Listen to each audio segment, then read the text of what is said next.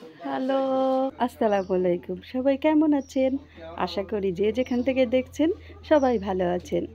বাইরের আলো বাতাস এত সুন্দর আর এত আলোকিত থাকে পরিবেশটা, এজন্য আমি বেশি ভিডিও বাইরেই করি। একটু একটু করে আমি আমার ভিডিও নিয়ে সামনে এগিয়ে যাচ্ছি। আমি আসলে খুব তাড়াহুড়ো করছি না। আমি খুব ধীরে সুস্থে কচ্ছপ গতিতে এগিয়ে যাচ্ছি। সকালবেলায় এসে আমাদের ফুপু আমাদেরকে কাজে সাহায্য করছে। কারণ আমার মা যেহেতু অসুস্থ, আমরা সবাই মিলেমিশে রান্নাবান্না করি। তো আমার ফুপু যদি আমাদের পাশে না থাকতো, আমাদের অনেক কষ্ট হয়ে যেত। আজকে মূলার তরকারি রান্না হয়েছিল আর সাথে ছিল একটা কুমড়ো ভর্তা। আর এই কুমড়োটা আমাদের নিজেদের গাছের ছিল। আর ছিল একটু মাংস। মা বাড়িতে অসুস্থ থাকলে একটা বাড়ির যে কী হয় সেটা আমরা হাড়ে হাড়ে টের পাচ্ছি। আমার আম্মু যে কত কত মজার রান্না করতে পারে, নিশ্চয়ই উনি খুব তাড়াতাড়ি আমাদেরকে আবার রান্না করে খাওয়াবে। এই যে এখন আমি আমাদের পুকুর দেখালাম, আমাদের পুকুরের মাছগুলো এবার পানি হয়ে ভেসে গিয়েছে। পুকুর পাড়ের এই আম গাছে সারা বছর মৌমাছির চাক হয়। আল্লাহর রহমতে আমাদের বাড়ির যে কোনো গাছে কোনো না কোনো সময় মৌমাছির চাক হতেই থাকে। তো আমি কিন্তু এখান থেকে অনেক মধু নিয়ে যাই অনেক সময়। আজ বিকেলে আমরা সবাই আমাদের গ্রামের যে বিলটি আছে সেখানে ঘুরতে গিয়েছিলাম। আমাদের বাড়ির পাশের রাস্তা দিয়ে সোজা সামনে এগিয়ে গেলেই আমাদের গ্রামের বিল। আর এখন আমি আমাদের একটা জমিতে দাঁড়িয়ে আছি। আমাদের বিলের একটু আগেই আমাদের জমিতে এই গাছগুলো লাগিয়েছে। আমি যখন ভিডিও বানাই আমি ভাবি আমি আপনাদের সাথে আসলে কি কথা বলবো। কিছু কথা বলার পরই মনে হয় সব কথা শেষ হয়ে গিয়েছে। তো তখন কি করি, আমি কিছু টপিকস ঠিক করি। এক একটা বিষয়ের উপরে এক একদিন আমি কথা বলি। আমি জানি না কার কেমন লাগে। আজকে আমি কথা বলবো পরিবারের মেয়ে সন্তানদের পড়াশোনার বিষয়ে।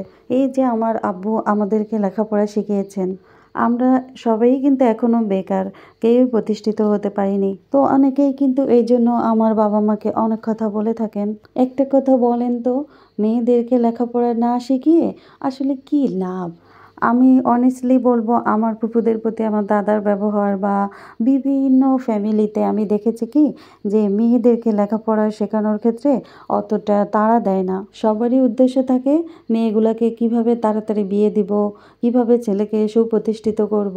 মেয়েদেরকে মানুষ না করে যখন শুধু ছেলের প্রতি ফোকাস করা হয়, তখন সারা জীবন ওই ছেলেকেই পরবর্তীতে ওই বোনদেরকে দেখা লাগে, কিন্তু তারা অনেক পিছিয়ে থাকে। আর মারা কি বলবো, মারা অনেক সময় ছেলেকে এত গুরুত্ব দেয় আর মেয়েদেরকে তাড়াতাড়ি বিয়ে দিয়ে দেয়।